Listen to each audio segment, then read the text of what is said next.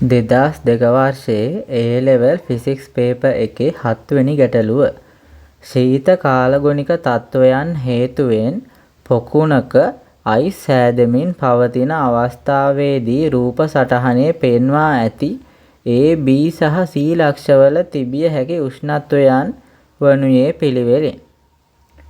අපිට මේ ගැටලුවට පිළිතුර ගන්න පුළුවන් ජලයේ අනියම් ප්‍රසාරණතාවය භාවිතා කරලා.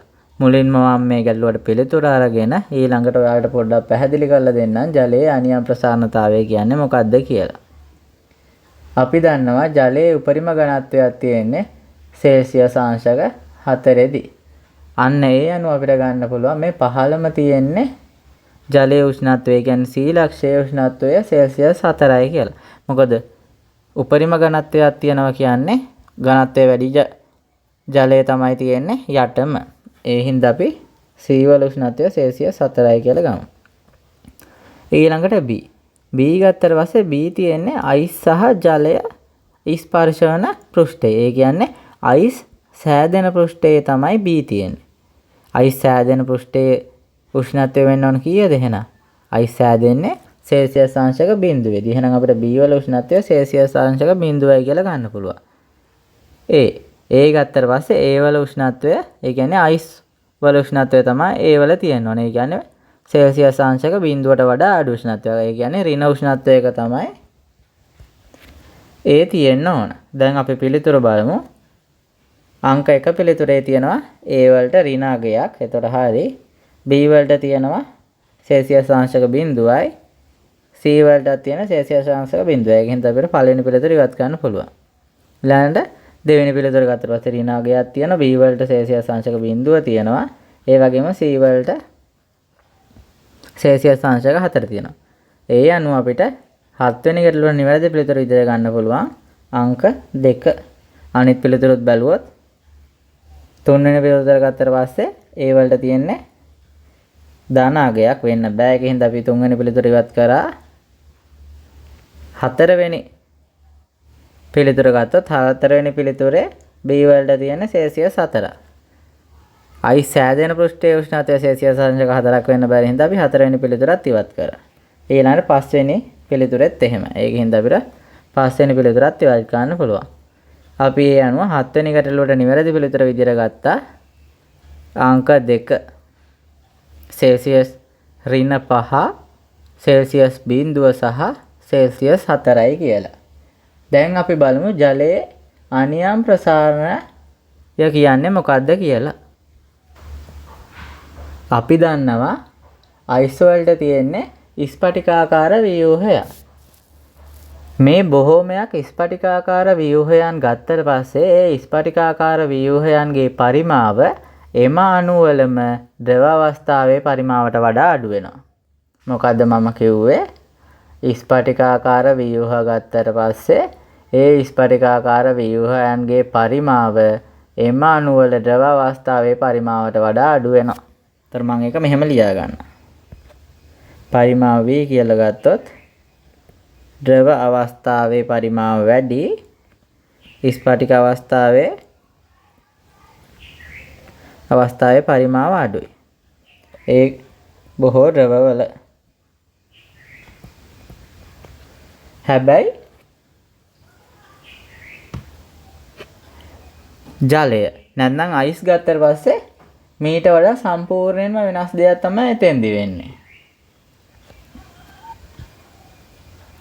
ජලය ගත්තම මොකද්ද වෙන්නේ? ජල අණු වල ද්‍රව අවස්ථාවට වඩා ඝන අවස්ථාවේදී ඒ කියන්නේ අයිස් ස්පටික අවස්ථාවේදී වැඩි පරිමාවක් ලබා ගන්නවා.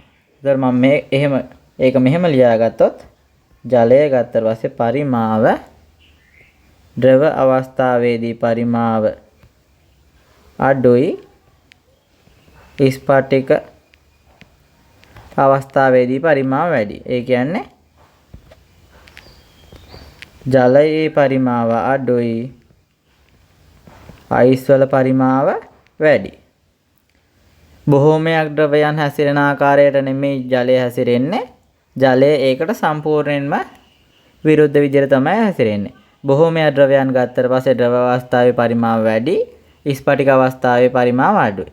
නමුත් ජලය ගත්තට පස්සේ ද්‍රව අවස්ථාවේ පරිමාව අඩුයි, ස්පටික අවස්ථාවේ පරිමාව වැඩි. ඊළඟට අපි දන්නවා ඝනත්වය D කියලා ගත්තොත් ඝනත්වය අපිට ලියා ගන්න පුළුවන් ස්කන්ධය බෙදීම පරිමාව කියලා. දැන් එතකොට අයිස් වල පරිමාව වැඩි වෙනවනේ. පරිමාව වැඩි වෙනවා කියන්නේ මොකද්ද? පරිමාව වැඩි වෙනවා කියන්නේ ඝනත්වය අඩු වෙනවා. ඝනත්වය අඩු වෙනවා නම් මොකද්ද වෙන්න ඕන? අයිස් ජලය මත පාවෙන්න ඕන. ඒ කාරණේ හරිනේ. මං හිතනවා ඒ කොටස ඔයාලට තේරුණා කියලා. මට මෙන්න මෙතෙන්දී එක කාරණාවක් ඔයාලට කියන්න අමතක වුණා. දැන් මම කිව්වා බොහෝ ද්‍රවවල ද්‍රව අවස්ථාවේ පරිමාව වැඩි, ස්පටික අවස්ථාවේ පරිමාව අඩුයි කියලා. අයිස් වල ද්‍රව අවස්ථාවේ පරිමාව අඩුයි, ස්පටික අවස්ථාවේ පරිමාව වැඩි. ඒකට හේතුව මට ඔයාලට කියන්න බැලුණානේ. ඒකට හේතුව තමයි ජල අණු ගත්තට පස්සේ ජල අණු වල තියෙන කෝණික හැඩය සහ සමහර දිශානති වලට අණු වල බන්ධන ශක්තිය ප්‍රබල වීම නිසා අණු ෂඩාශ්‍රාකාර ව්‍යුහයක් ලබා ගන්නවා. මෙන්න මේ ෂඩාශ්‍රාකාර ව්‍යුහයක් ලබා ගැනීම තමයි මේ පරිමාව වැඩි වීමට හේතු වෙන්නේ. හරිනේ, මම දැන් ඒ කැලලත් කිව්වා. අයිස් වල පරිමාව වැඩි. අයිස් වල පරිමාව වැඩි වුණාම මොකද්ද වෙන්නේ? D ඝනත්වය සමානයි ස්කන්ධය බෙදීම පරිමාව අනුව පරිමාව වැඩි වෙන හින්දා ඝනත්වය අඩු වෙනවා. එහෙනම් මොකද්ද වෙන්න ඕන? අයිස් ජලයේ පාවෙන්න ඕන. මෙන්න මේක තමයි අපි ජලයේ අනියම් ප්‍රසාරණතාවය කියලා කියන්නේ. අන්න ඒ වගේම මතක තියාගන්න ඕන කාරණයක් තියෙනවා තව. ජලයේ උපරිම ඝනත්වයක් තියෙන්නේ සෙල්සියස් අංශක 4දී. සෙල්සියස් අංශක 4ට වඩා අඩු වෙනකොට මොකද්ද වෙන්නේ? පරිමාව වැඩි වෙනවා. පරිමාව වැඩි වෙනකොට ඝනත්වය අඩු වෙනවා. මේක තමයි අපි ජලයේ අනියම් ප්‍රසාරණතාවය විදියට හඳුන්වන්නේ. ඒ වගේම අර ජලයේ උපරිම ඝනත්වය සෙල්සියස් අංශක 4 තියෙන හින්දා තමයි අපි සීවල උෂ්ණත්වය විදියට සෙල්සියස් අංශක 4 තෝරගත්තේ. මං හිතනවා ඔයාලට ඒක තේරෙන්නේ නැති කියලා. 8 වෙනි ගැටලුව. පහත සඳහන් සංවෘත පෘෂ්ඨයන් අතුරෙන් කුමක් හරහා සඵල විද්‍යුත් ශ්‍රාවය ධනාගයක් ගනීද? අපි දන්නවා සඵල විද්‍යුත් ශ්‍රාවය ගත්තට පස්සේ සඵල විද්‍යුත් ශ්‍රාවය අනුලෝම සමානුපාතික වෙනවා සඵල ආරෝපණයට. එහෙනම් මේ සංවෘත පෘෂ්ඨය හරහා තියෙන සඵල විද්‍යුත් ශ්‍රාවය ධනාගයක් ගන්න නම් මොකද්ද වෙන්න ඕන? සඵල ආරෝපණයත් ධනාගයක් වෙන්න ඕන. අපි දැන් බලමු මේ සංවෘත පෘෂ්ඨයන් වල සඵල ආරෝපණය ධනාගයක් වෙන්නේ මොකේද කියලා. පළවෙනි පිළිතුර ගත්ත පස්සේ ඍණාගයක් එන්නේ. දෙවෙනි පිළිතුර ගත්තට පස්සේ ආරෝපණයක් නැහැ. තුන්වෙනි පිළිතුර ගත්තට පස්සෙත් ආරෝපණයක් නැහැ. ඊළඟ හතරවෙනි පිළිතුර ගත්තට පස්සේ සඵල ආරෝපණයේ එන්නේ ඍණාගයක්. ඒ වගේම පස්වෙනි පිළිතුර ගත්තට පස්සේ අපිට සඵල ආරෝපණයේ එන්නේ ධන 2යි Q වලින් අඩු වෙනවා ඍණ Q. ඒ අනුව අපිට සඵල ආරෝපණයේ විදියට එන්නේ ධන Q. ඒ කියන්නේ සඵල ආරෝපණය ධනාගයක්. එහෙනම් පස්වෙනි පිළිතුරේ තමයි සඵල විද්‍යුත් ශ්‍රාවය ධනාගයක් ගන්න. ඒ අනුව 8 වෙනි ගැටලුවට නිවැරදි පිළිතුර වෙන්නේ අංක 5. මම කොහොමද මේ ගැටලුවට පිළිතුර ගත්තේ? සඵල